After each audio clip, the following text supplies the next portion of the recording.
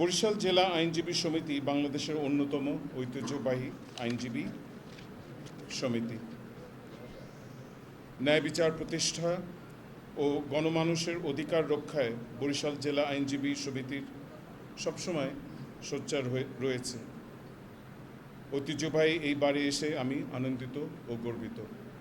সুধীবৃন্দ, একটি ন্যায়ভিত্তিক শোষণহীন সমাজ গঠন এবং সমাজের সর্বস্তরে সামাজিক ন্যায় বিচার প্রতিষ্ঠার জন্য আইনের শাসনের কোনো বিকল্প নেই, এটা আমরা সবাই জানি।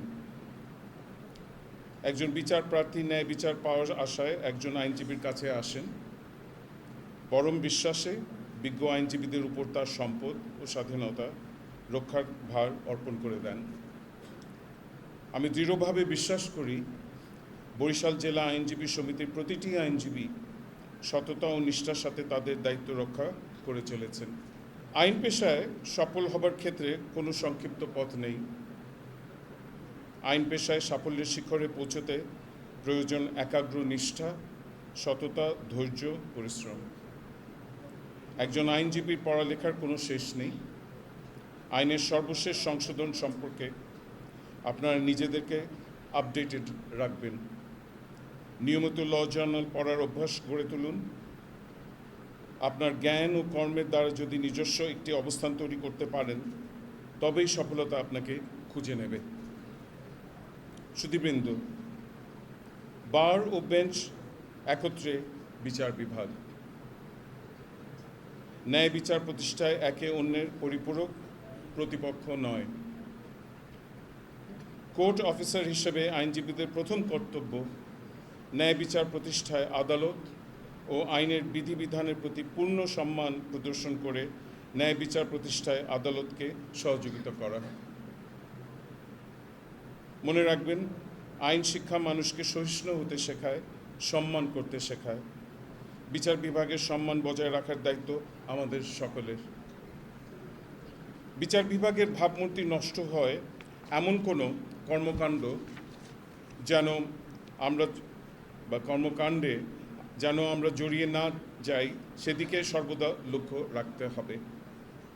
আমার প্রত্যাশা থাকবে বরিশাল বারের প্রত্যেক সদস্য আমাদের শত বছরের আইনি ঐতিহ্য, জুডিশিয়াল নর্মস, ম্যানার, এটিকেট যথাযথভাবে অনুসরণ করে অনুকরণীয় দৃষ্টান্ত স্থাপন করবে। বার বেঞ্চের সম্মিলিত প্রচেষ্টায় আদালতের কার্যক্রমে যে গতিশীলতা পায় তা আমি বরিশাল আদালত পরিদর্শনে এসে দেখেছি। গতকাল আমি বরিশাল জেলা আদালতের সকল পর্যায়ের বিচারকদের সাথে এক মতবিনিময় সভায় মিলিত হই, যেখানে আদালত ভিত্তিক তথ্য উপাত্ত আমার পর্যালোচনা করার সুযোগ হয়। আমি দেখতে পাই বর্তমানে কর্মরত বিভিন্ন পর্যায়ে ৪৭ জন বিচারক মামলা দায়েরের তুলনায় শতভাগ মামলা নিষ্পত্তি করেছেন। এমনকি কিছু কিছু আদালতের বিচারক মামলা দায়েরের তুলনায় শতভাগের অধিক মামলা নিষ্পত্তি করেছেন, যা প্রমাণ করে যে জন আকাঙ্ক্ষার ভিত্তিতে নতুন বাংলাদেশের পথে আমরা হাঁটছি, তাতে আমার বিচার বিভাগ শত বাধা সত্ত্বেও আস্থা ও নিষ্ঠার সাথে তাদের উপর অর্পিত দায়িত্ব পালন করে চলেছে। পরিসংখ্যানে দেখা যায় এবছর ৮,০২৪টি দেওয়ানি ও ফৌজদারি মামলা দায়েরের বিপরীতে ৮,৯৩৬টি মামলা নিষ্পত্তি হয়েছে। এই চিত্র প্রমাণ করে বিচারকরা জনগণের আস্থার সংকট দূর করার ক্ষেত্রে বদ্ধপরিকর। প্রধান বিচারপতি হিসেবে আমি ফরিদপুর জেলা জুডিশিয়ারির পরিদর্শনে গিয়েও একই চিত্র দেখতে পেয়েছি। একই সাথে এই কথাও বলতে চাই, আদালতের প্রতি বিজ্ঞ আইনজীবীদের সহযোগিতার কারণে এটি সম্ভব হয়েছে। এই ধারা যদি অব্যাহত থাকে তাহলে আইনের শাসন ও ন্যায় বিচার প্রতিষ্ঠায় জনকল্যাণমূলক বিচার বিভাগ আমরা উপহার দিতে পারব, এবং আপনাদের কাছে আমার সেটাই অনুরোধ রইল। এ কথা ভুলে গেলে চলবে না, বিচার বিভাগকে আমাদের এমনভাবে ঢেলে সাজাতে হবে যেন বিচার প্রার্থীর সময় ও খরচ উল্লেখযোগ্য হারে কমে এবং আদালত প্রাঙ্গণে তাদের বারবার আসতে না হয়। তবে এই বিষয়টি বিচারকদের একার উপর নির্ভর করে না। এজন্য বিজ্ঞ আইনজীবীদের সহযোগিতা একান্তভাবে কাম্য। আইনজীবী বন্ধুগণ, একজন আইনজীবী তার মক্কেলের সাথে, তার সহকর্মীর সাথে আদালতের প্রতি কিভাবে সম্মান প্রদর্শন করবে তা আপনাকে জানতে হবে। নৈতিক মানদণ্ডসমূহ আপনারা মনে প্রাণে ধারণ করবেন এবং চর্চা করবেন। আপনাদের প্রতি আমার অনুরোধ, পেশাগত দায়িত্ব পালনকালে আপনারা এই প্রতিষ্ঠানের সম্মানহানি হয় এমন কিছু করবেন না। অনেক সময় দেখা যায় একটি গুরুতর অপরাধে অভিযোগে অভিযুক্ত একজন আসামি শুনানিকালে আনরিপ্রেজেন্টেড থাকেন। সেখানে প্রয়োজনে লিগ্যাল এইডের কোনো আইনজীবী যেন তাকে রিপ্রেজেন্ট করেন, এটা নিশ্চিত করতে হবে।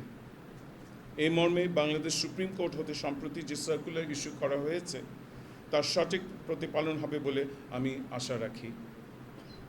ফরিদপুর জেলা আইনজীবী সমিতির সংবোধন অনুষ্ঠানেও আমি এই বিষয়টির উপর গুরুত্ব দিয়েছি এবং এখানেও আবার সেই গুরুত্বটাই দিচ্ছি।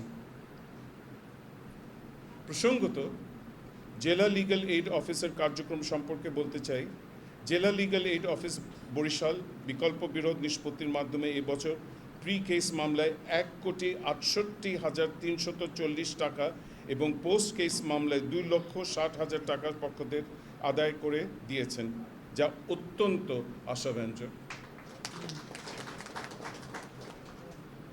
প্রিয় আইনজীবীবৃন্দ, বিচার বিভাগের উদ্দেশ্য হচ্ছে মানুষের অধিকার রক্ষার মাধ্যমে ন্যায় বিচার প্রতিষ্ঠা করা। যে স্বপ্ন নিয়ে জুলাই বিপ্লব সংগঠিত হয়েছে, আইন পেশা পরিচালনায় আপনারা পেশাগত নৈতিক মানদণ্ড রক্ষায় যথাযথ গুরুত্ব প্রদান না করলে সেই স্বপ্ন ব্যর্থ হবে। সমাজের অসহায় মানুষকে আইনি সেবা প্রদানের যে নৈতিক দায়িত্ব আপনাদের রয়েছে, সেই দায়িত্ব পালনে আপনাদের মানবিক হতে হবে। আইন পেশা কে নিছক জীবিকা অর্জনের একটি মাধ্যম হিসেবে বিবেচনা না করে অধিকার বঞ্চিত মানুষের অধিকার ও কল্যাণ নিশ্চিতকরণের একটি উপায় হিসেবে বিবেচনা করলে এই পেশার গুরুত্ব ও সৌন্দর্য বৃদ্ধি পাবে বলে আমি মনে করি। আরেকটা কথা বলতে চাচ্ছি এখানে। গত 21শে সেপ্টেম্বর আমি দেশের সকল পর্যায়ের বিচারকদের উদ্দেশ্যে আমার প্রদত্ত অভিভাষণে বিচার বিভাগকে পৃথকীকরণের লক্ষ্যে পৃথক বিচার বিভাগীয় সচিবালয় গঠনের কথা বলেছি। আমি আপনাদেরকে এ ব্যাপারে আপডেট করতে চাইছি যে সে লক্ষ্যে শীঘ্রই আমরা সুপ্রিম কোর্ট হতে আইন মন্ত্রণালয়কে প্রস্তাব প্রেরণ করছি।